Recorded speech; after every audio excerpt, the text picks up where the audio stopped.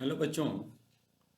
सी programming सीखने के लिए मेरे यूट्यूब चैनल लर्न प्रोग्रामिंग में आपका स्वागत है। आज हम लोग पढ़ेंगे व्हाट इज लूप इन सी। तो सबसे पहले सिचुएशन जानते हैं कि किस केस में हम लोग लूप का यूज करते हैं। कभी कभी ऐसा सिचुएशन आता है कि कुछ ग्रुप ऑफ स्टेटमेंट या सिंगल स्टेटमेंट को particular number of times execute करना होता है, तो उस केस में हम लोग लूप का यूज करते हैं। We may encounter situations when a block of code needs to be executed several times। ठीक है ना। जब कभी हमको कुछ ग्रुप ऑफ कोड्स को बार बार एग्जीक्यूट करना होता है, तो उस सिचुएशन में हम लोग लूप का यूज करते हैं। In this situation loop statement is use in C programming language. ठीक है ना। तो उस सिचुएशन में सी प्रोग्रामिंग लैंग्वेज में हम लोग लूप का यूज करते हैं। C programming language provides following type of loop to handle loop requirement. C programming में निम्नलिखित तरह के लूप होते हैं जिसको कि हम लोग अपनी आवश्यकता के अनुसार उपयोग करते हैं। पहला है व्हाइल लूप।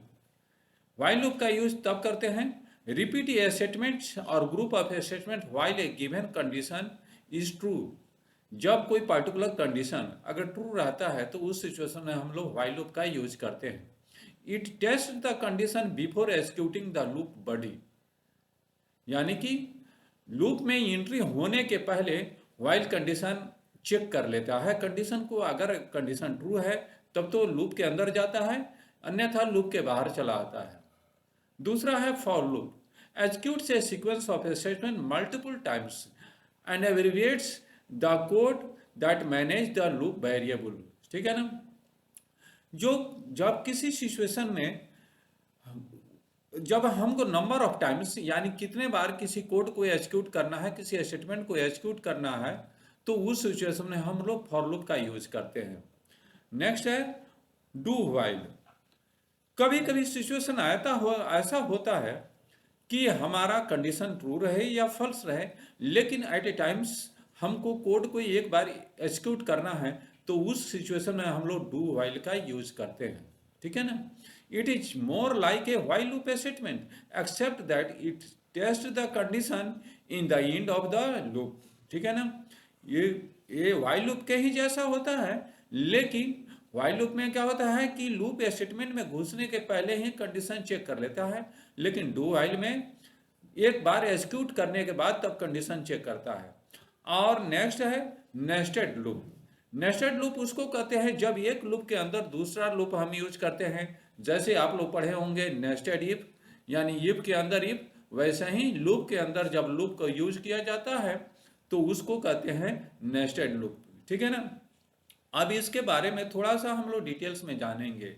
ये while loop in C programming repeatedly execute a target statements as long as a given condition is true. While loop C programming language में क्या करता है, कुछ पर्टिकुलर स्टेटमेंट को तब तक एग्जीक्यूट करता है जब गिवन स्टेटमेंट अगर ट्रू रहता है।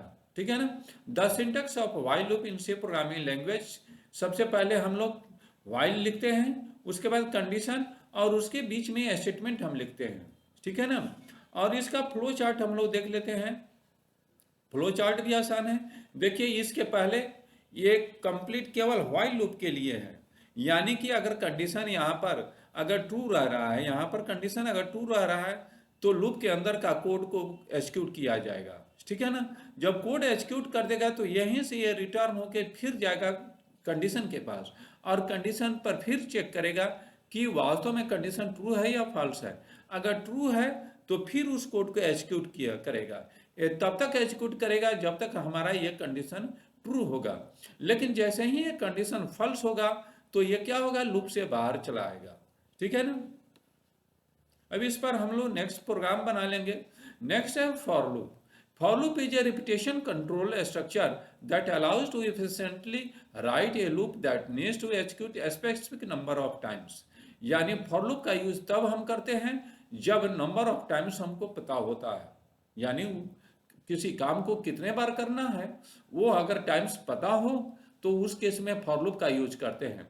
The syntax of for loop in C programming language is for उसका सिंटेक्स कैसे होता है, तो फॉर कीवर्ड लिख देते हैं और पैरेंथेसिस में सबसे पहले इनिशियलाइजेशन यानी लूप कहाँ से शुरू करना है, उसके बाद सेमीकोलन के बाद कंडीशन देते हैं और फिर सेमीकोलन देते हैं और उसके बाद या तो इंक्रीमेंट या डिक्रीमेंट देते हैं।